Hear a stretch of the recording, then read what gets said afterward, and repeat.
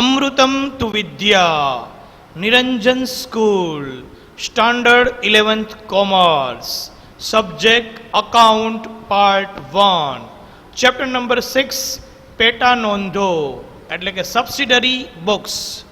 વિદ્યાર્થી મિત્રો, લેક્ચરની શરૂઆત પ્રાર્થનાથી કરીએ.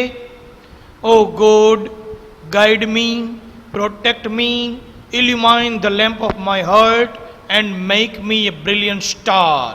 Thou art the mighty and powerful. हे ईश्वर, मेरा मार्गदर्शन कर, मेरी रक्षा कर, मेरे हृदय दीप को प्रदीप्त कर दे और मुझे एक दैदीप्यमान सितारा बना दे.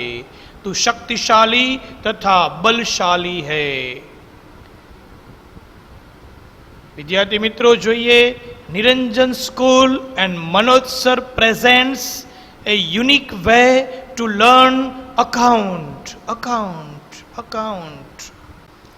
નમસ્કાર વિદ્યાર્થી મિત્રો, standard 11th commerce, subject elements of account, જેમનો વિષય કોડ છે 154 એટલે કે નામાના મૂળ તત્વો. Chapter number 6, lecture number 4, created by Parmar Manoj. Okay વિદ્યાર્થી મિત્રો, પ્રકરણ નંબર 6, પેટા નોંધો એટલે કે સબસિડરી બુક્સ, એમાં આજે આગળ વધીએ, ઉદાહરણ તરફ જઈએ. લાસ્ટ લેક્ચરમાં આપણે થિયરી કમ્પ્લીટ કરી ચૂક્યા છીએ.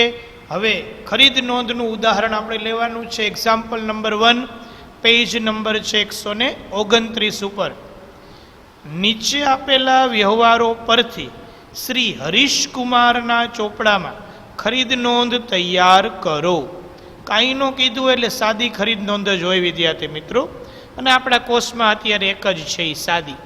તો 2015 રકમ પહેલાં સમજીએ. તો 2015 વર્ષ આપ્યું છે માર્ચ 1. રૂપિયા 10,000નો માલ મહેશ પાસેથી 1 માસની શાખ પર ખરીદ્યો. શાખ પર એટલે ઉધાર જ કહેવાય.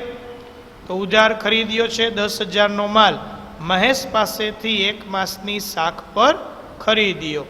માર્ચ 2, રૂપિયા 15,000નો માલ હસમુખભાઈ પાસેથી 10% વેપારી વટાવે ખરીદ્યો. કાંઈનો કીધું એટલે ઉધાર જ ખરીદ્યો હોય, પણ વેપારી વટાવ બાદ કરવો પડે. ભરતિયા નંબર 15 આપ્યા છે, તો આવક ભરતિયા નંબરમાં આપણે 15 લખશું. 6 તારીખ, રૂપિયા 8,000નો માલ મનીષ પાસેથી રોકડેથી ખરીદ્યો. જુઓ વિદ્યાર્થી મિત્રો, આમાં શબ્દ આપ્યો જ છે રોકડેથી ખરીદ્યો. તો રોકડેથી ખરીદીની નોંધ આમાં થતી નથી. ફક્ત ઉધાર ખરીદીની નોંધ જ ખરીદ નોંધમાં થાય છે. ત્યાર પછી 14મું, નવીનને રૂપિયા 10,000નો માલ 20% વેપારી વટાવે મોકલી આપવા ઓર્ડર આપ્યો. હજી ઓર્ડર જ આપ્યો છે વિદ્યાર્થી મિત્રો, કાંઈ લેવડ દેવડ જ નથી થઈ. તો કેવો વ્યવહાર થયો?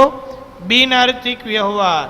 અને બિન આર્થિક વ્યવહારની ચોપડે કોઈ નોંધ કરવામાં આવતી નથી. બરોબર. ત્યાર પછી 18 તારીખ, રૂપિયા 6,000નું ફર્નિચર શ્રીજી ફર્નિચર માર્ટમાંથી 1 માસની શાખ પર ખરીદ્યું. ફર્નિચર ખરીદ્યું છે, ઉધાર ખરીદ્યું છે, પણ શું? મિલકત. ફર્નિચર એટલે મિલકત થઈ. તો મિલકત ખરીદીની નોંધ ખરીદ નોંધમાં નથી થતી. ફક્ત માલની ખરીદી કરી હોય તો જ અહીંયા નોંધાય. તો અહીંયા ફર્નિચર મિલકત છે એટલે એની નોંધ અહીંયા કરવામાં આવશે નહીં. 20 તારીખ, નવીને ઓર્ડર મુજબનો માલ મોકલી આપ્યો અને રેલવે નૂરના રૂપિયા 1200 ઉમેરીને બિલ નંબર 314 મોકલી આપ્યો. નવીને ઓર્ડર મુજબનો માલ મોકલી આપ્યો છે એટલે ઓર્ડર આપ્યો તો એની નોંધ નહીં થાય, પણ આની નોંધ થાય. આપણે ખરીદી જ કરી કહેવાય ને. 10,000નો માલ 20% વેપારી વટાવ, બરાબર, એટલે 2,000 બાદ 8,000 થયા. 8,000ની નોંધ. રેલવે નૂરના કેટલા? તો કે 1200 ઉમેરી અને બિલ નંબર 314 આપણને મોકલી આપ્યું છે. તો આવક ભરતિયા નંબરમાં 314 આપણે લખીશું. ત્યાર પછી 23 તારીખ, ₹4000નો માલ 5% રોકડ વટાવે ખરીદ્યો.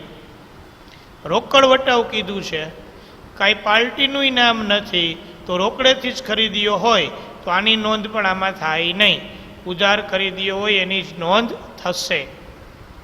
25 તારીખ, બાબુલાલ પાસેથી ₹16,000નો માલ 10% વેપારી વટાવે ખરીદ્યો અને અડધા નાણાં તરત જ ચેકથી ચૂકવી આપ્યા. તો આપણે થિયરીમાં સમજી ગયા, અંશતઃ વ્યવહાર ઉધાર અને અંશતઃ રોકડ વ્યવહાર હોય તો આખો વ્યવહાર ઉધાર જ ગણવાનો અને ખરીદ નોંધમાં એની નોંધ કરવાની. તો 16,000ના 10% ખાલી બાદ થશે ₹1,600, બરાબર. બાકીની રકમ પૂરેપૂરી જ આપણે ખરીદ નોંધમાં નોંધશું, કારણ કે અડધો ઉધાર ને અડધો રોકડો વ્યવહાર હોય તો એ આખો વ્યવહાર ઉધાર જ ગણવાનો. ત્યાર પછી 28 તારીખ, લલિત પાસેથી ₹6,000નો માલ 10% વેપારી વટાવે અને 5% રોકડ વટાવે ખરીદ્યો. નાણાં તરત જ ચૂકવી આપ્યા, તો આખો વ્યવહાર રોકડ જ થયો, તો રોકડ વ્યવહારની નોંધ થતી નથી. 30 તારીખ, રાજેશ પાસેથી ₹3,000નો માલ ખરીદ્યો, બિલ નંબર 101. તો રાજેશ પાર્ટીનું નામ આપ્યું છે એટલે ઉધાર જ ખરીદી કરી કહેવાય, તો 3,000 રાજેશ ખાતે લખશું, બિલ નંબર 101, બરાબર છે. આ રીતના નોંધ થશે. ચાલો જોતા જઈએ દાખલો ને એક એક એન્ટ્રી સમજતા જઈએ. તો કઈ રીતના થશે, તો પહેલાં તો હેડિંગ આપવાનું, શ્રી હરીશકુમારની ખરીદ નોંધ, બરાબર. નામ આપ્યું જશે આપણે દાખલામાં, એ નામ લખી નાખવાનું. તો શ્રી હરીશકુમારની ખરીદ નોંધ, તારીખ, વેપારીનું નામ, આવક ભરતિયા નંબર, ખાપા નંબર અને રકમ, બરાબર. ચાલો પહેલી એન્ટ્રી જોઈએ ફરીથી. માર્ચ 1, ₹10,000નો માલ મહેશ પાસેથી 1 માસની શાખ પર ખરીદ્યો. તો મહેશ આપણો લેણદાર થયો. વેપારીનું નામ અહીંયા લખવાનું. વેપારી કોણ છે? મહેશ. એની પાસેથી ઉધાર માલ લીધો, કેટલાનો? 10,000. આપણે સીધા 10,000ની નોંધ કરવાની. જુઓ, 2015 માર્ચ 1, મહેશ ખાતે આવક ભરતિયા નંબર કાંઈ નથી, ખાપાઈ કાંઈ નથી, રકમમાં 10,000 સીધે સીધા લખી નાખવાના. ત્યાર પછી વિદ્યાર્થી મિત્રો, બીજી તારીખ, ₹15,000નો માલ હસમુખભાઈ પાસેથી 10% વેપારી વટાવે ખરીદ્યો, ભરતિયા નંબર 15. તો વિદ્યાર્થી મિત્રો, વેપારી વટાવ બાદ કરીને ચોખ્ખી રકમ જ લખાઈ છે, આપને ખબર છે. તો અહીંયા 15,000નો માલ હસમુખભાઈ પાસેથી ખરીદ્યો છે, એના 10% એટલે 1,500 બાદ એટલે 13,500 વિદ્યાર્થી મિત્રો થશે, એની જ નોંધ થશે. તો જોઈએ બીજી તારીખની અંદર, નંબર 2, હસમુખભાઈ ખાતે આવક ભરતિયા નંબર 15 અને રકમ સીધી બાદ કરીને લખવાની 13,500, 1,500 બાદ થઈ જાય, બરોબર. ત્યાર પછી 6 તારીખ, ₹8,000નો માલ મનીષ પાસેથી રોકડેથી ખરીદ્યો.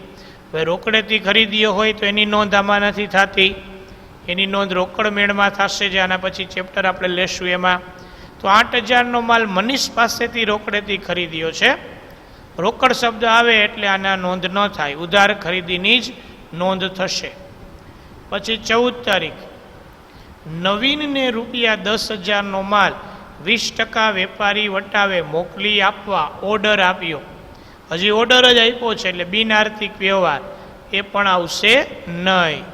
પછી 18 તારીખ, ₹6,000નું ફર્નિચર શ્રીજી ફર્નિચર માર્ટમાંથી 1 માસની શાખ ઉપર ખરીદ્યું. આ ઉધાર વ્યવહાર છે પણ મિલકતનો વ્યવહાર છે, ફર્નિચર મિલકત કહેવાય, એટલે આની નોંધ પણ થશે નહીં. 20 તારીખ, નવીને ઓર્ડર મુજબનો માલ મોકલી આપ્યો. 10,000નો ઓર્ડર આપ્યો તો 20% વેપારી વટાવ એટલે 2,000 બાદ થઈ જાય 8,000. રેલવે નૂરના 1,200 ઉમેરીને બિલ નંબર 314 મોકલી આપ્યું છે. તો ચાલો એની નોંધ 20 તારીખમાં જુઓ. નવીન ખાતે કેટલા આવક ભરતિયા નંબર 314, રકમમાં કેટલા 8000 જ. શું કામ? તો આપણે જોઈ ગયા છીએ કે જે કાંઈ ઉમેરો છે રેલવેનું રોકડું ચૂકવું હોય એટલે એની નોંધ રોકડ મેળમાં થાય, બરાબર. અહીંયા ફક્ત જે માલ ખરીદ્યો એની જ નોંધ થશે, ખર્ચાઓ જે કાંઈ છે એમાં પ્લસ થશે નહીં. હા, જૂના કોષમાં જૂની ચોપડીમાં પ્લસ કરેલું હશે પણ આપણે પ્લસ કરવાના નથી નવા સુધારા મુજબ, બરાબર. એટલે 10,000ના 20%, 2,000 સીધા બાદ ને 8,000 જ આપણે માલ ખરીદ્યો કહેવાય.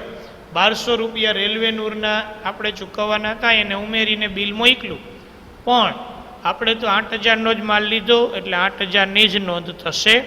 314, બરાબર, ભરતિયા નંબર. તો 8,000ની જ નોંધ કરવાની. ચાલો, ત્યાર પછી 23 તારીખ છે. રૂપિયા 4,000નો માલ 5% રોકડ વટાવે ખરીદ્યો.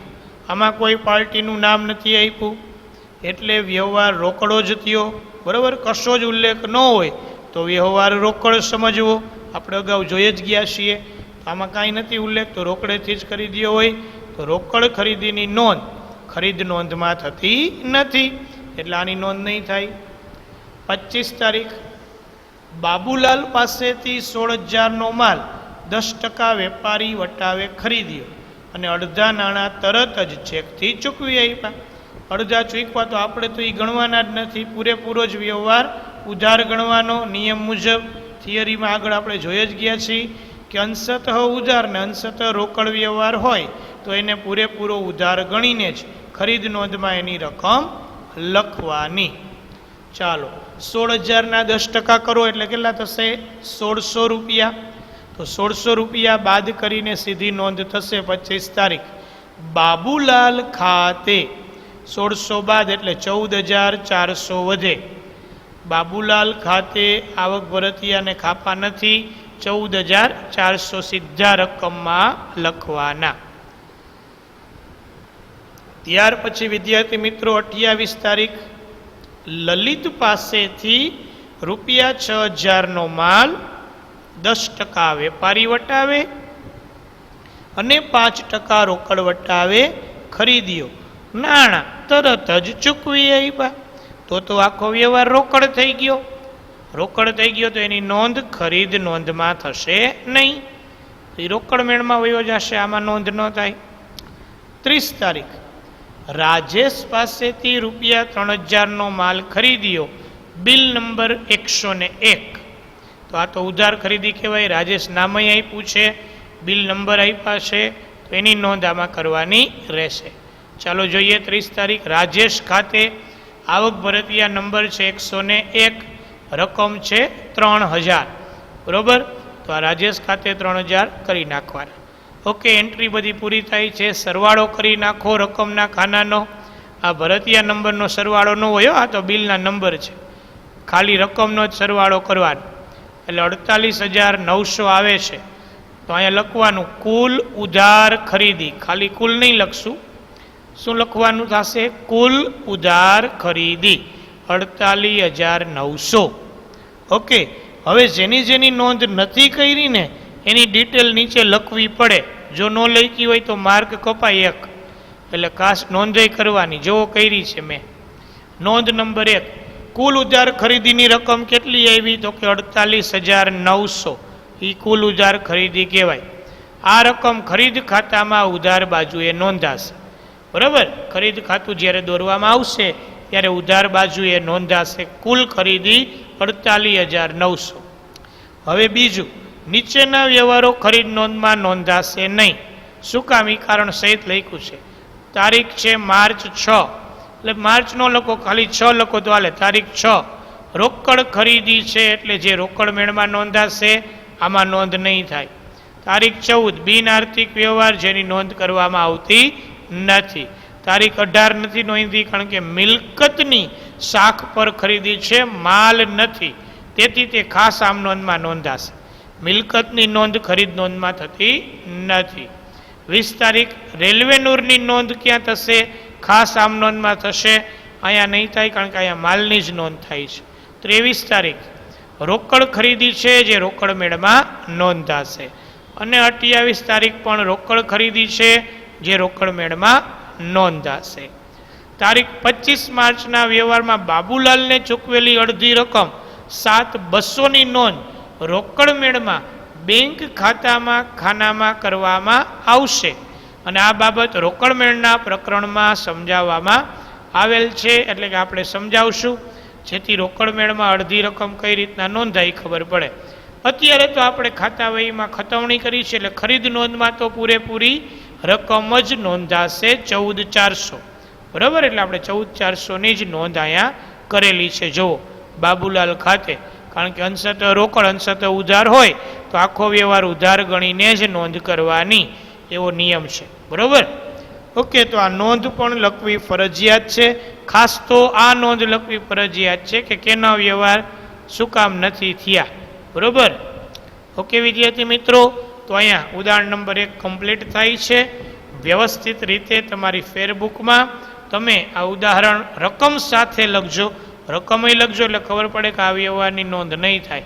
આમાં રકમ લખવી પડશે. સિલેક્ટેડ દાખલા જ છે, આમાં 5-6 દાખલામાં ચેપ્ટર પૂરું થઈ જાય છે, બરાબર. કારણ કે 2 જ ખરીદ નોંધ અને વેચાણ નોંધ 2 જ આપણા કોર્સમાં છે, બાકી બધી કાઢી નાખી છે COVID-19ને કારણે. ઓકે, એટલે આની રકમ વ્યવસ્થિત લખી લેજો, પછી આન્સર અને આ નોંધ જે છે એ પણ તમારે લખવાની રહેશે. ઓકે વિદ્યાર્થી મિત્રો, thank you very much for watching this video.